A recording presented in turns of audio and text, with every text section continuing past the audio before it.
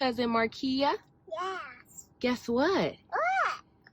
She's having a baby. A baby in her belly? Yes. I want to see her. I know. I want to see her too. Say congratulations, cousin. Congratulations, cousin.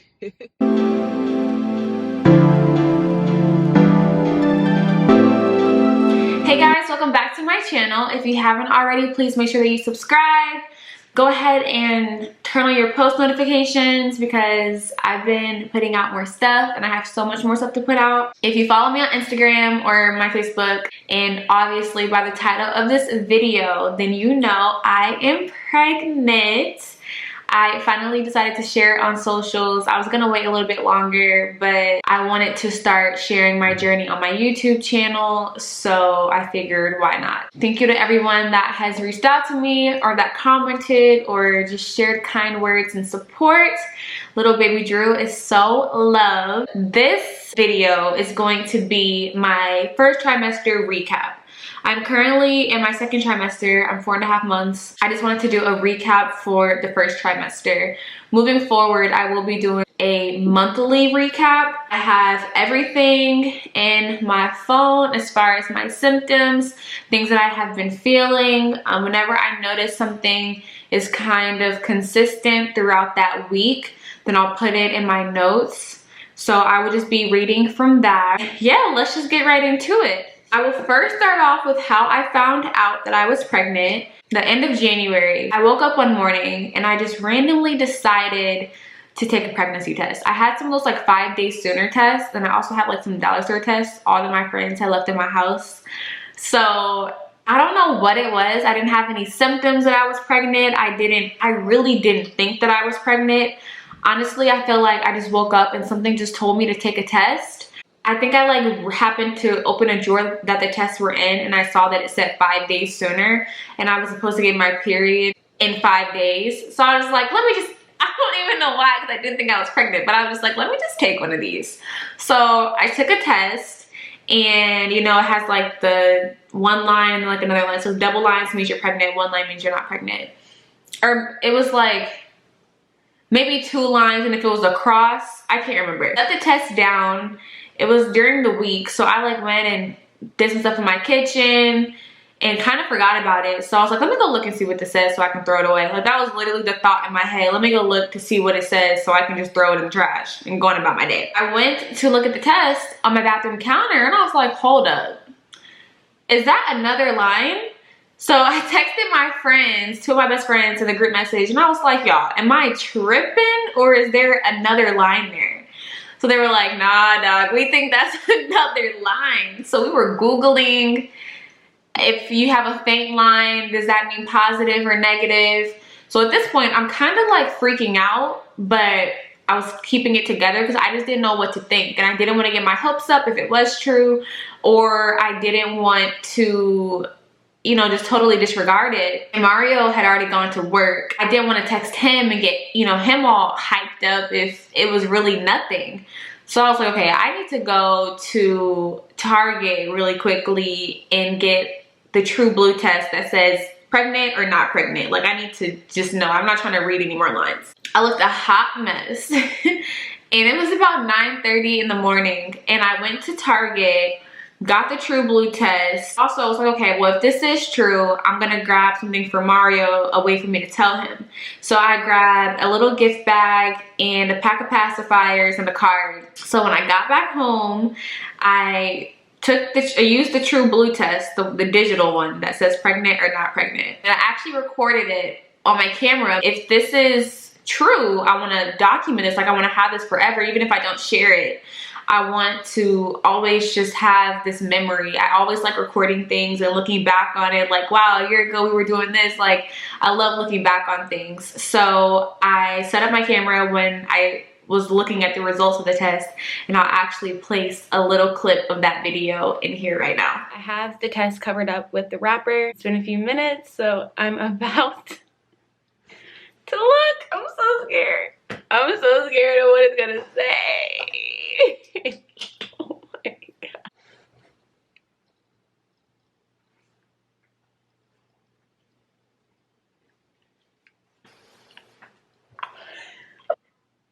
pregnant. I am pregnant.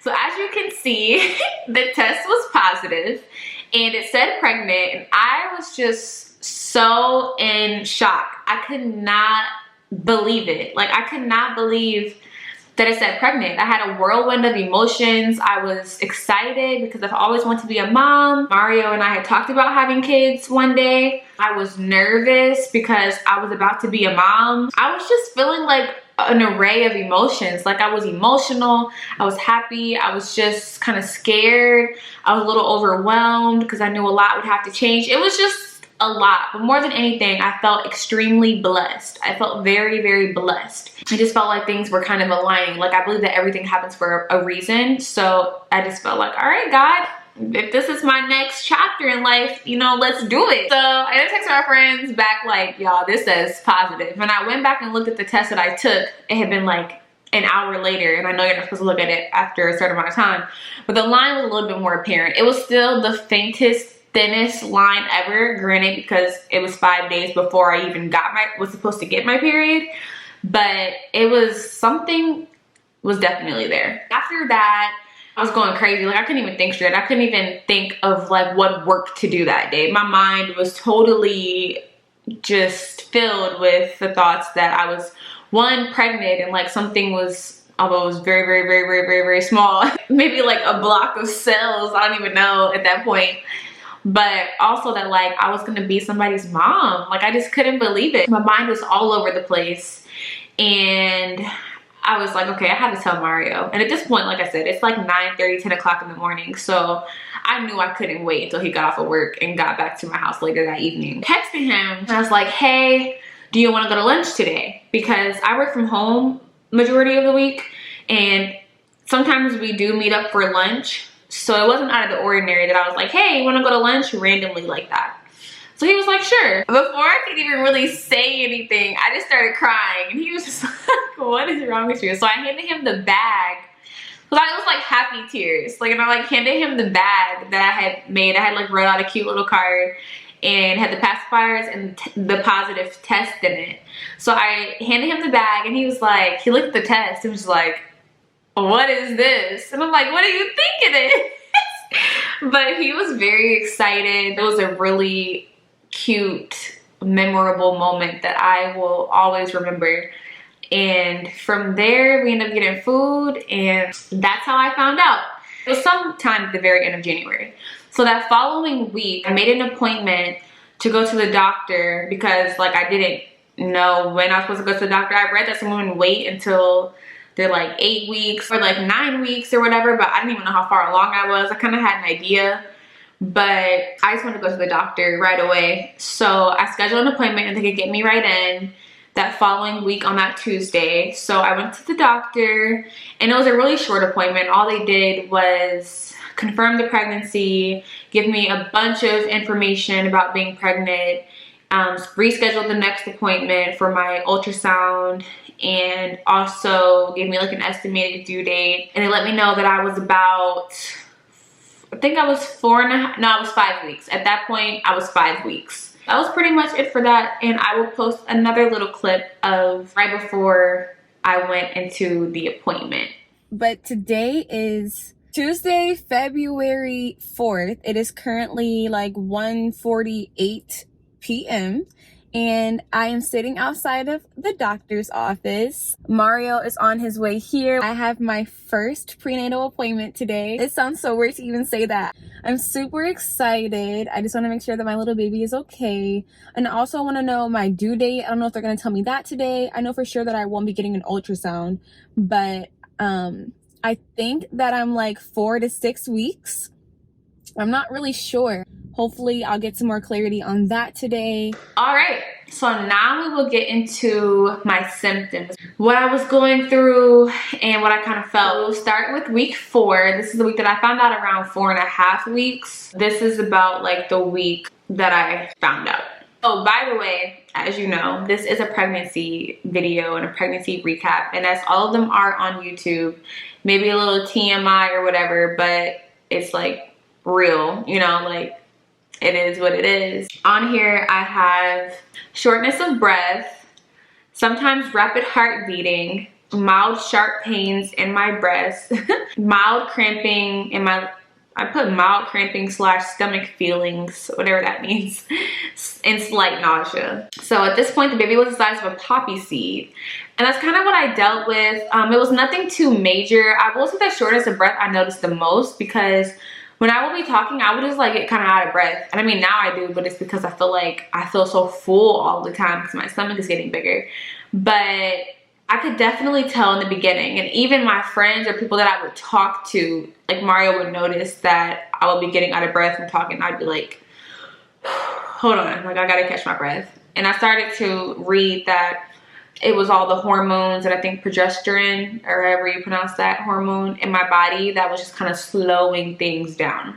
So that was week 4. Week 5, when baby was the size of an orange seed, I started noticing constipation, which I've never really dealt with. I eat pretty healthy and drink a good amount of water, so I've never really dealt with constipation. But in week 5, I definitely started to deal with that. But my doctor told me like these fiber things to get, so that helped. And then also I became very tired. I started to notice that crazy vivid dreams, which I feel like I still kind of have crazy vivid dreams, but that's when that started. So that was week 5. Now we will go into week 6, when little baby was the size of a sweet pea.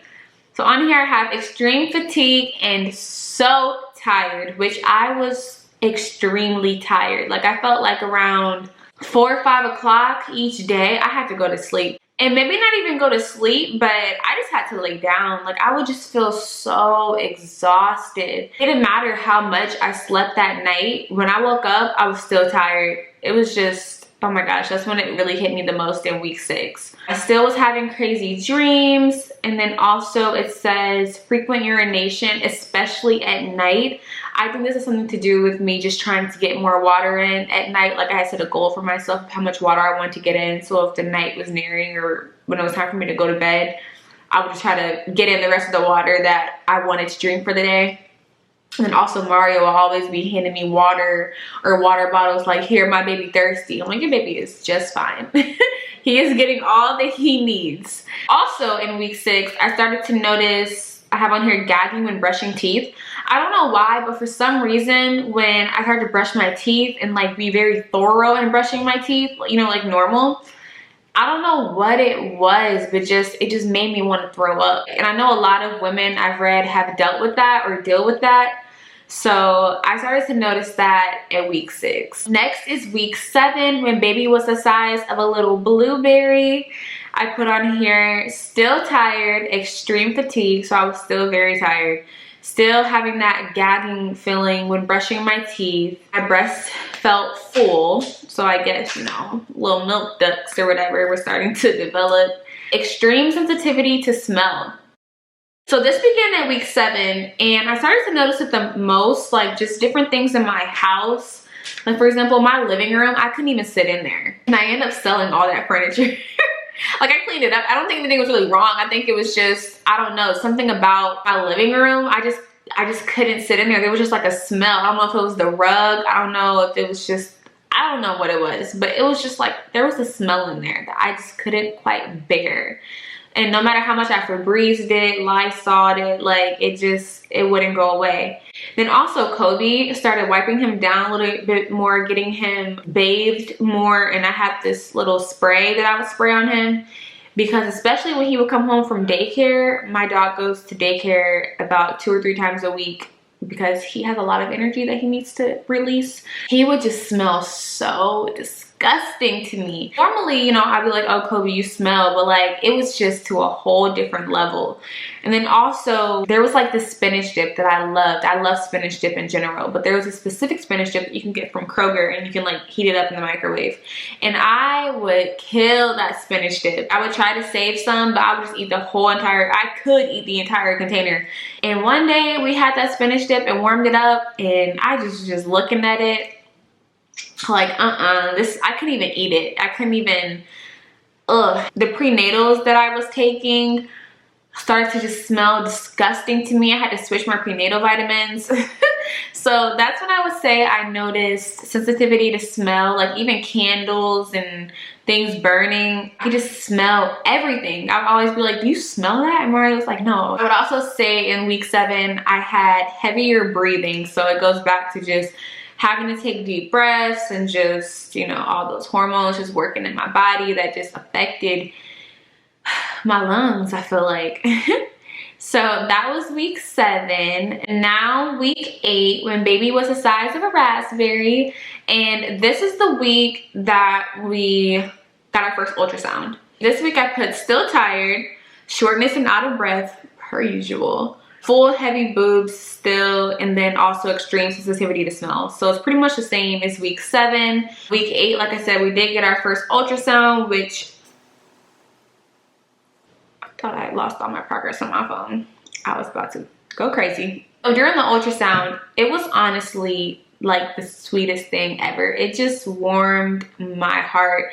Just seeing my little baby on there, it made it feel more real. I mean, it was already real enough, but just seeing it and seeing his heart beating. Well, we didn't know it was a boy at the time. It was just, Mario was like, I want to cry.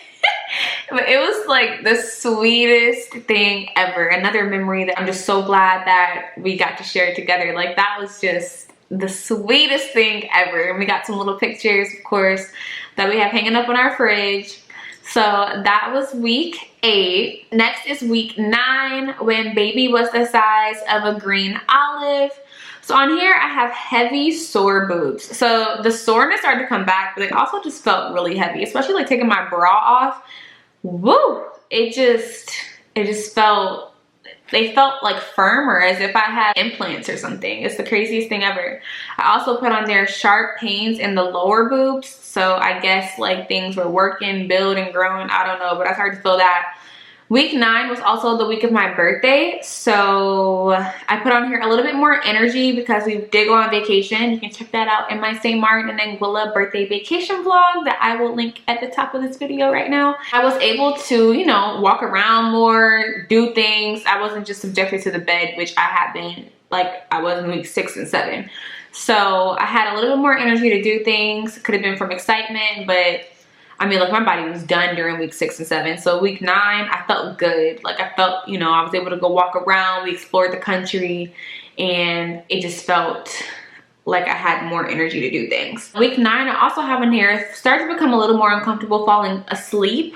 Mario brought me home a pregnancy pillow, which was so sweet, and that definitely helped. And I at first thought that it was too early for me to be using a pregnancy pillow, but it wasn't. I don't know what it is about that thing, but just the support that I have in the front, on my neck, and then something in between my legs, it helps. And I still use it now. I love it. I feel like I can't sleep as comfortable without that pregnancy pillow. Now we are on week 10, and baby is the size of a prune.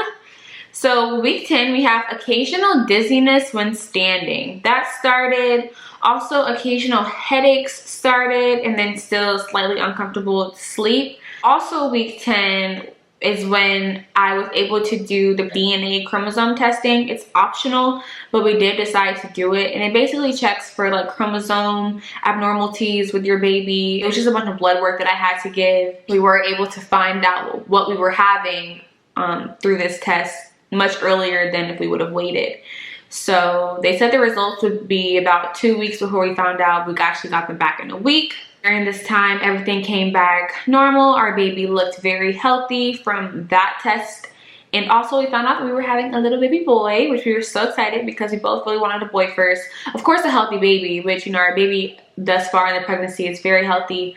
But if we had to choose, we wanted a boy. A girl still would have been loved, and equally we would have been grateful, but if we had a choice, we wanted a boy. And we got our little boy, and we're naming him Drew, our little Drew baby. So now week 11, the baby was the size of a large strawberry. On here I have headaches, which were starting to become more apparent. And I read that's a common pregnancy symptom, and my midwife even told me that now. But I also felt like too, I need to start drinking more water. So I've been trying to do that. On here I have in all caps, always hungry. I felt like no matter what I ate, I was still hungry like 20 minutes later. And it's so funny because around like week 6 or 7, I could eat like 3 bites of something and I would be so full. I had to lay down. That's why I didn't want to go out to eat, because when I ate something, I was so uncomfortable sitting up. I had to lay down. So week 11, that changed because I became very hungry no matter what I ate. Also, I have on here like tugging / pulling in my lower abdomen. So I started to notice that it's like a little, it didn't hurt. It was just like a tugging, or like, I feel like it may have been like my muscles or something just trying to support the growth for the baby. So it was like a tugging or like a pulling feel. Week 12, we went back to the doctor. The baby that was the size of a lime. And we heard the heartbeat for the first time. This was another thing that was just like the sweetest thing ever, especially because one thing that I'll mention that I didn't realize would be this, I guess, drastic or apparent in pregnancy, or at least my pregnancy, but just having that reassurance of the doctor's appointments, whether it's an ultrasound or hearing the heartbeat, is just like the best thing ever, because I literally pray every chance I get, you know, that my baby stays healthy and that everything goes well. But I've even read in other like motherhood or expecting mothers like community boards that women are just so anxious that, you know, praying that something doesn't go wrong, and I would never put that in the universe or never speak that into existence. But it's like a real thing, the anxiety behind it all. So just little things like with my appointments every 4 weeks, just hearing his heartbeat. I thought about getting an at-home Doppler, but my midwife kind of talked to me like, you know, you kind of just got to go through the process and enjoy the ride. If you have an at-home baby monitor, that's totally fine. It's, you know, totally up to you, whatever makes you happy.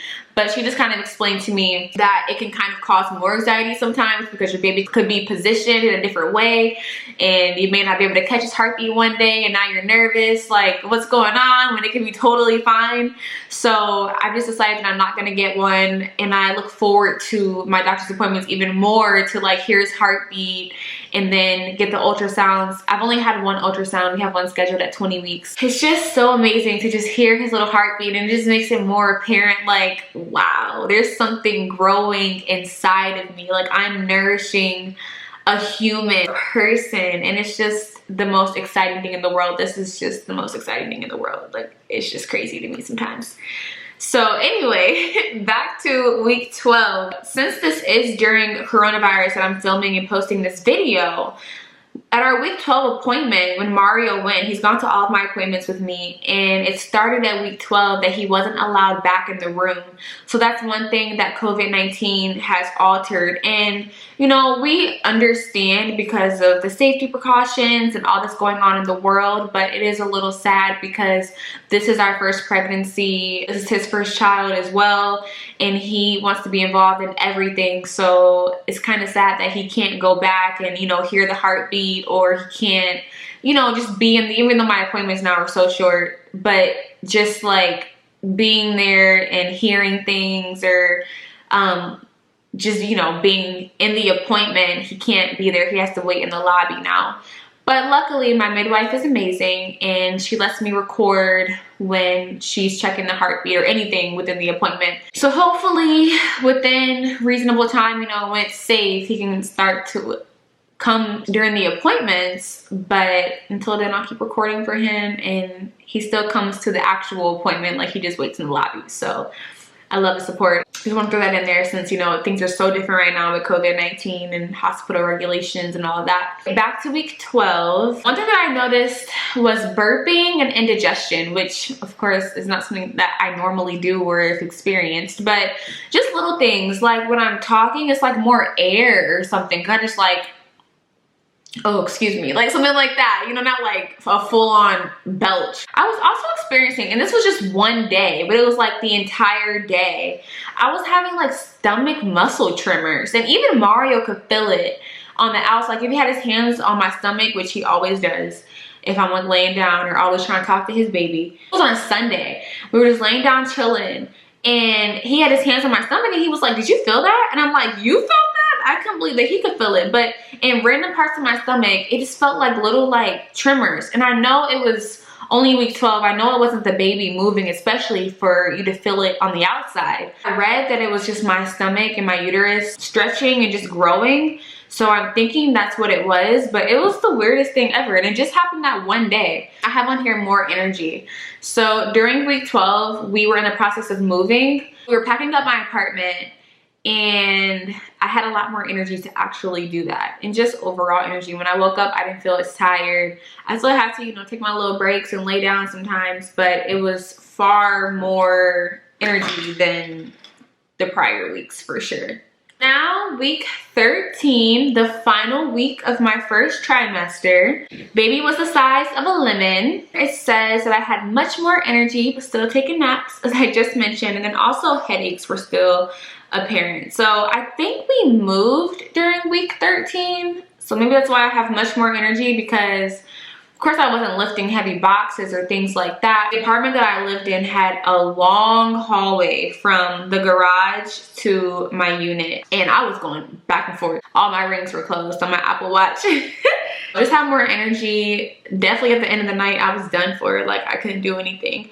But a lot more energy. That is pretty much all. I know that some websites say that your second trimester starts at week 13. Some say week 14, but I feel like the majority that I've read, it says week 14. So we're gonna go with it starts at week 14. So that is how I found out.